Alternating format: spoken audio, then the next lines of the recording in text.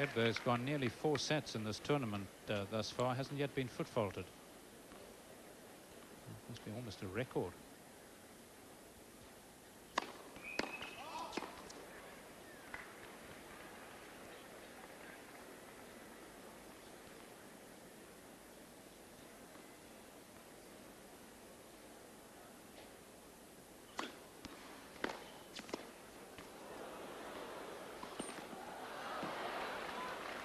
On the line. Well, again, the right court returning so much easier, of course, for the two-hander too, who can really get on top of it, use that strength. But no doubt at all that Edberg playing that half volley was very, very late onto the ball.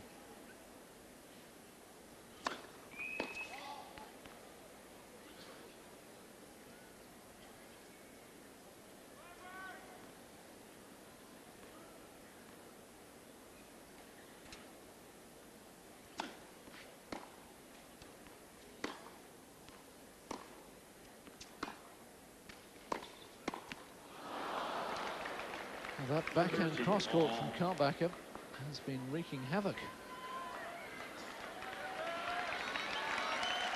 Yes, good point, David. And it's perhaps what we expected Edberg to do, but he's also a terrific down-the-line chipper on the backhand. I wonder whether he shouldn't perhaps either cut out the angle, go down the middle, or perhaps just test the Karbacher forehand as well.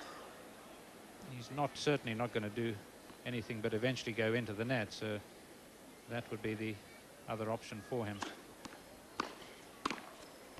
And another mistake on the backhand volley, and this is set point.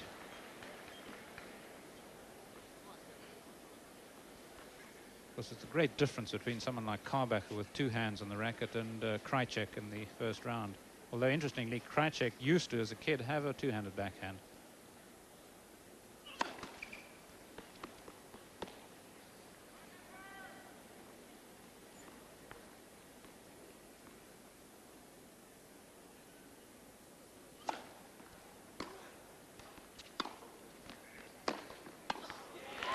That's more like it.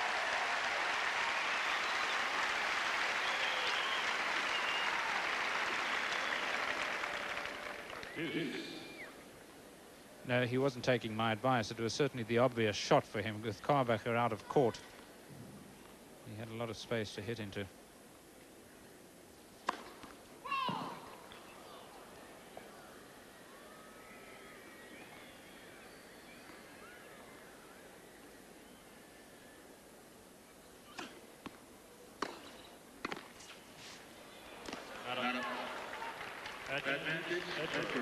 Well, Edberg made up his mind very late to come in behind the second serve. But again, it's noticeable that he's beginning to switch the attack to the forehand.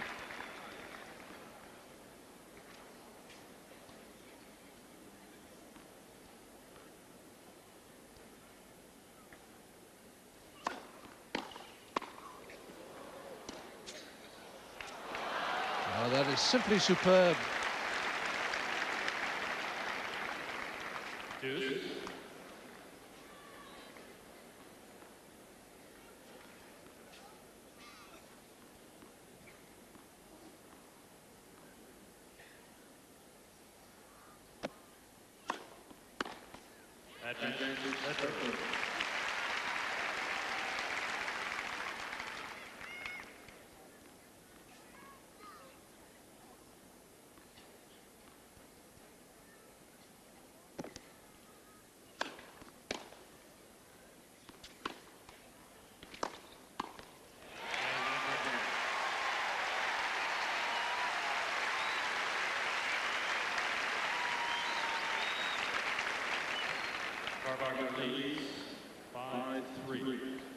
What a terrific hand as Edberg comes through that service game, saving the set point.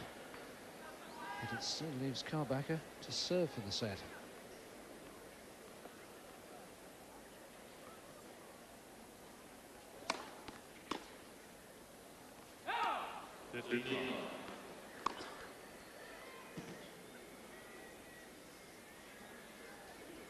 Desperate to get his hand dry, of course, and by this stage just about everything is clinging to Karbacher. Touch your shirt, but it's soggy.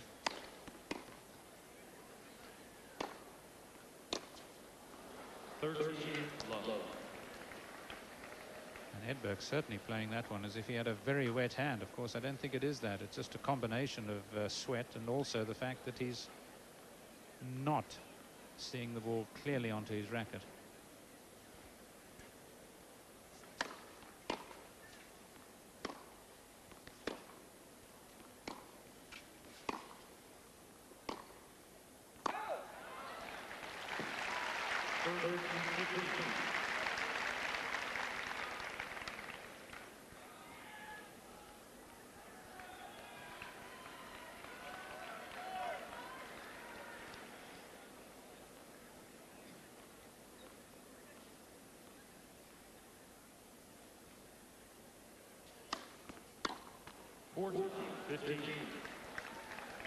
Two more set points.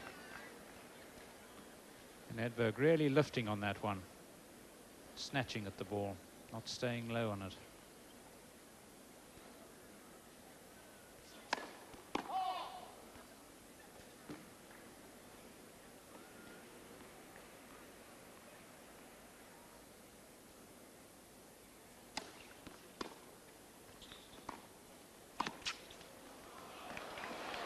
Well, that's a much better volley from Edberg, and a little change of tactics there through a deliberately short reply.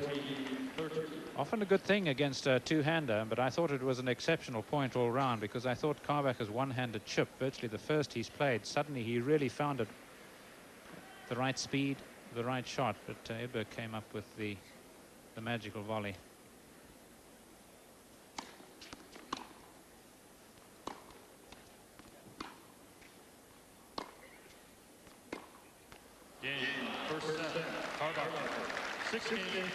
Bernd Karbacher closes out the opening set 6-3 after 31 minutes.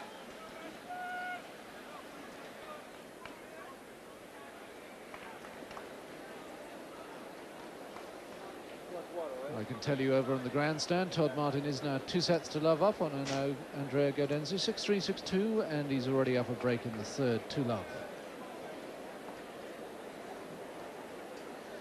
Yes, these are the only two remaining matches, in fact, to go through. Karbacher now is the 7th ranked German. He's slipped quite a bit this year. He started the year at 39, so those 13 first-round losses really ain't done him much good. Becker, of course, still heads the field, the German field. There are 8 of them in the top 100. Mark Kevin Gulner is the last at rank 95. And of those Germans who entered here, Michael Stich has lost to Bruguera. Alex Radulescu has lost to Jeff Taranga, had to retire in fact. David Prinisil, ranked 66, lost to Vincent Spadier. Carlo Steve lost to Jan Simmerink. We've got Drakeman left in. And we've got this man left in. It's Henrik Drakeman, who of course beat Britain's Greg Rosetsky in the first round. He won again today over Thomas Johansson, the Swede. Talking of Swedes, Edberg to start the second set.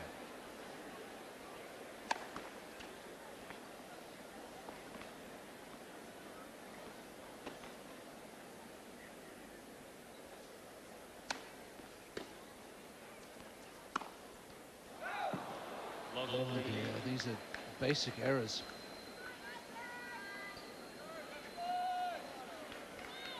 Well, I'm tempted to say it's night and day, or perhaps it's day and night. This comparison of his form against Karbacher and the form against Krajicek.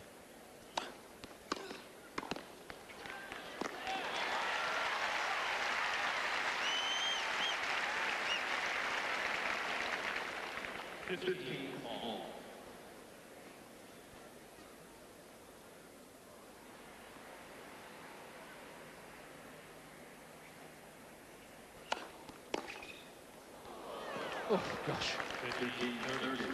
What a stunning return. Just blocked it back. And it went like a rocket and landed plumb on the line. Yes, if Edberg weren't such a nice guy, he might actually have put his hand over his eyes and looked at Karbacher and said, well, I may not be seeing it, and you certainly aren't.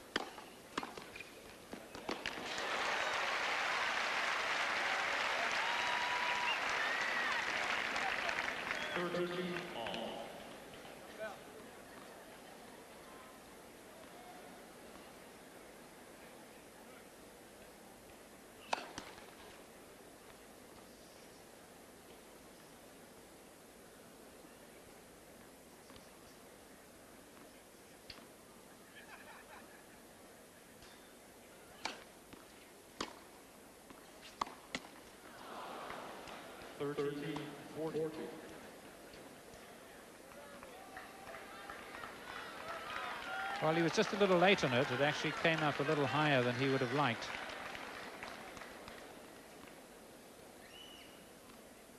Break point.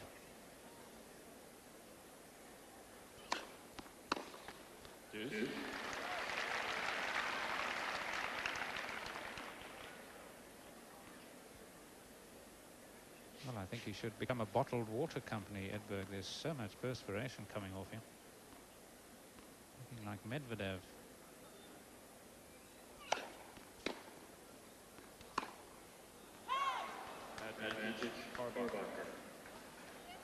And his forehand is just raining errors.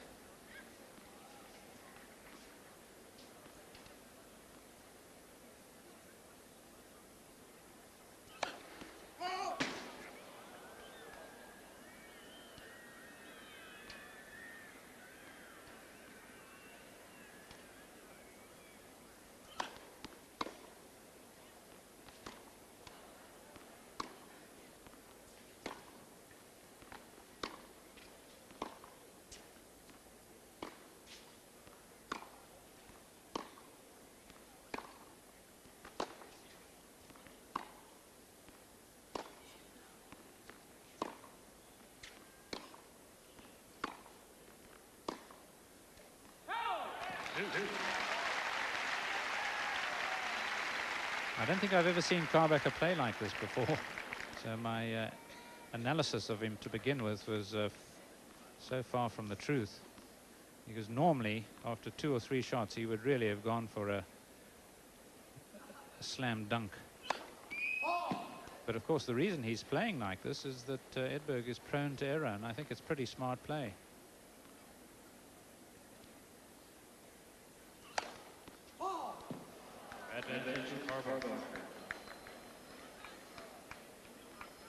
Second double fault from Edberg brings up the 3rd break point.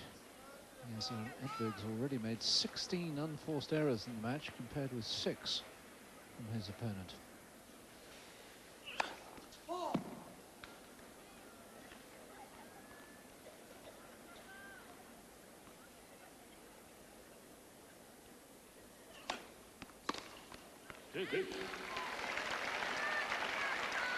Well, Karbacher feeling the serve was wide.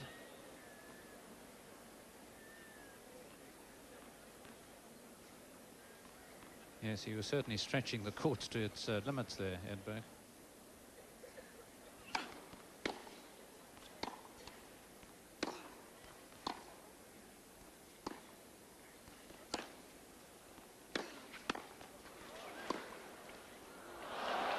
Another superb cross-court pass.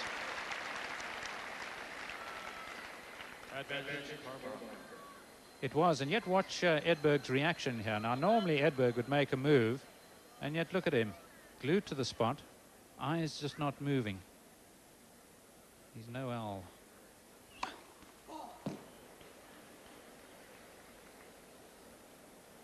What an extraordinary serve that was.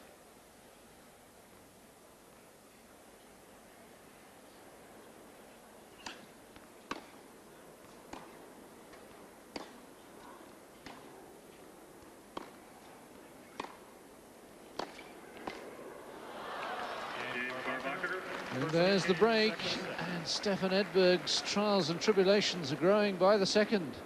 6-3, 1 love.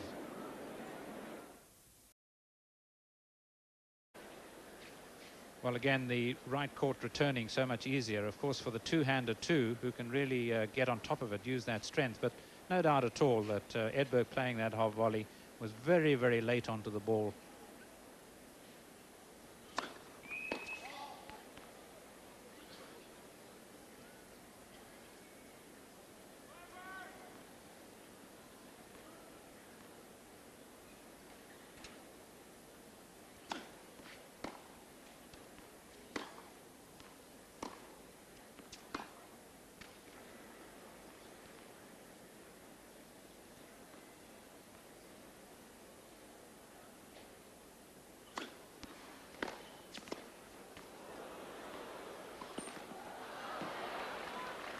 On the line. Well, Edberg's gone nearly 4 sets in this tournament thus far, hasn't yet been foot faulted. Must be almost a record.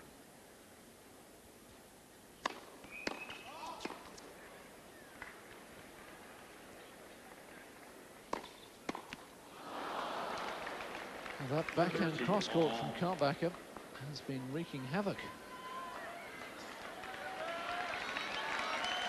Yes, good point, David, and it's perhaps what we expected Edberg to do, but he's also a terrific down the line